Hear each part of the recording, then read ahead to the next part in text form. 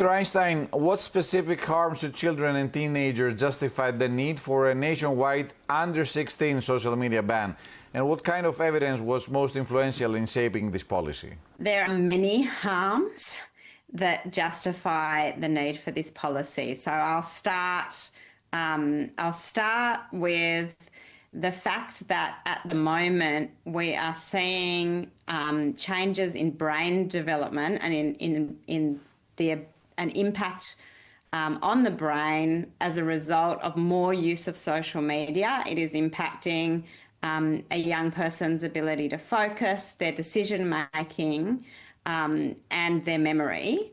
That's just the first one. Then the second thing is that it's actually affecting the way that young people feel about themselves, their self-esteem. So one study showed that 58% of people between 14 and 21 were saying that the way they felt about themselves was affected by the likes, the comments, the shares, okay?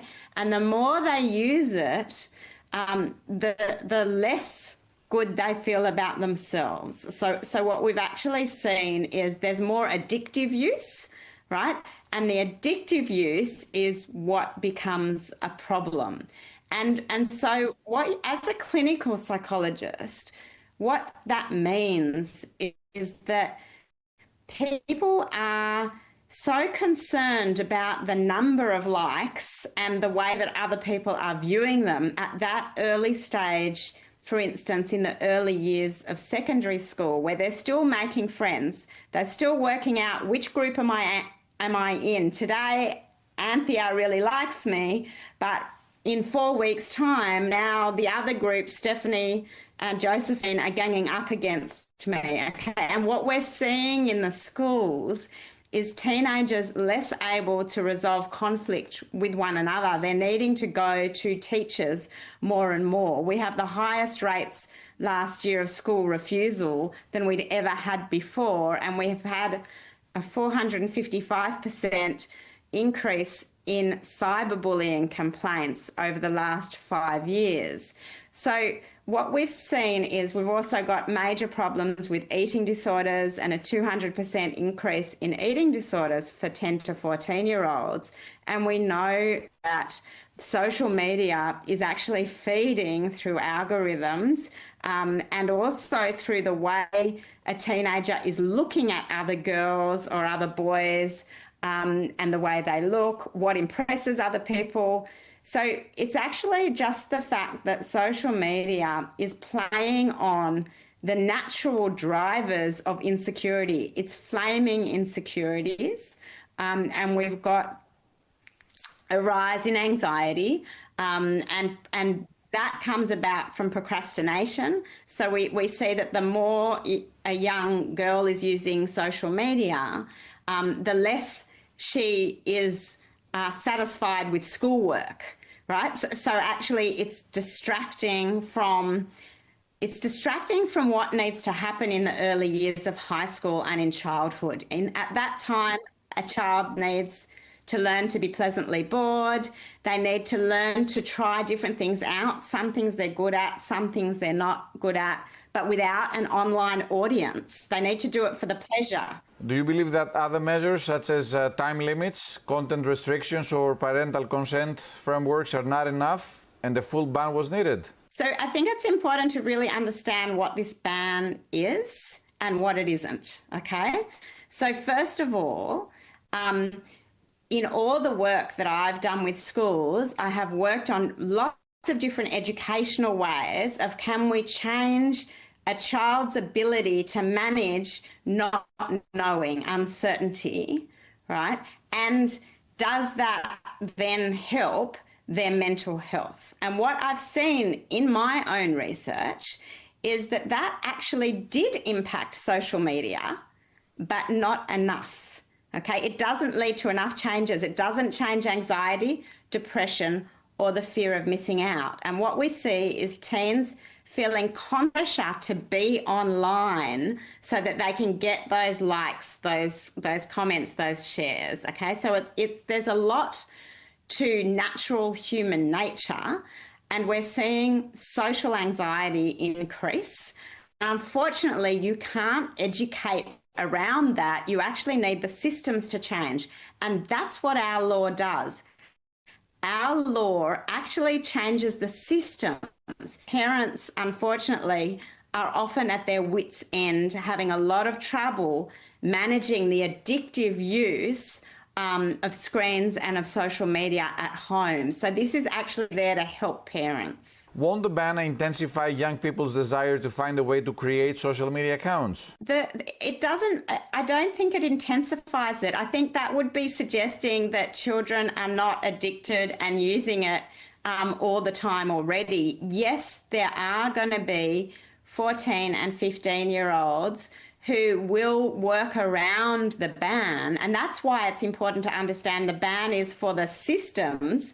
No child is getting punished, no parent is being punished with our ban. So, and we're not actually expecting it to be perfect to start off with.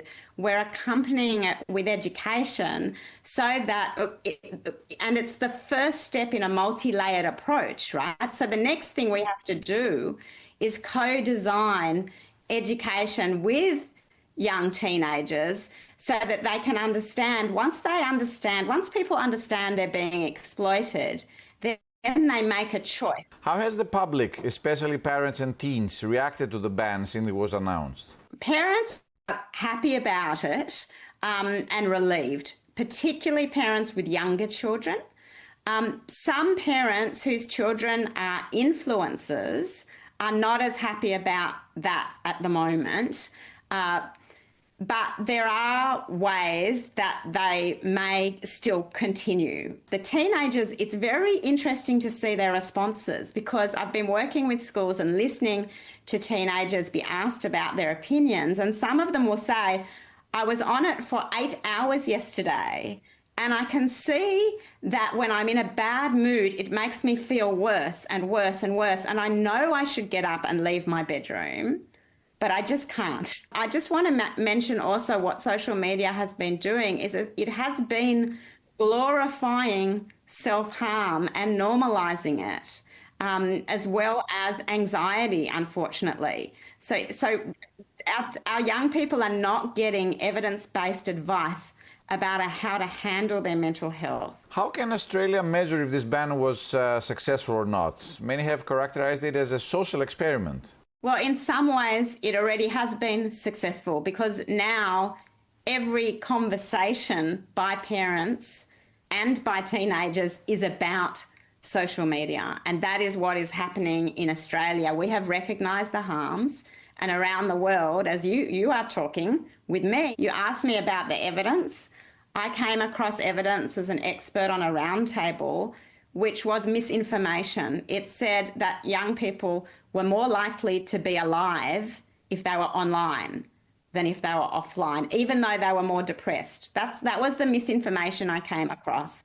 And I said, I can't understand this. How did you find this? And the other researcher said, you're right, Dr. Einstein, there's something a little bit strange. I'll take it back to our biostatisticians and I'll get back to you.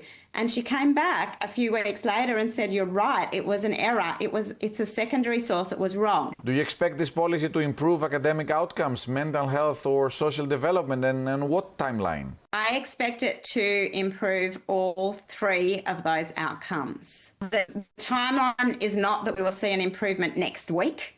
We will see an improvement over the coming years.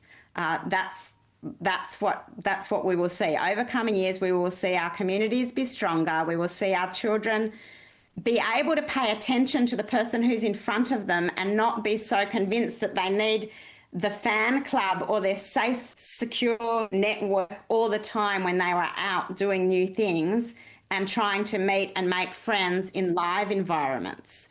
And we will see less cyberbullying. And that's what we have to see. And then we're also going to see benefits down the track for those who choose not to use it less. So now this comes with education. This comes with parents making changes at home. This comes with many, many steps that we have to do. We still need duty of care regulation. This is not just a social media ban, one step. This is the first step, but there are many initiatives that we will be taking to lift mental health for children and our young people in Australia.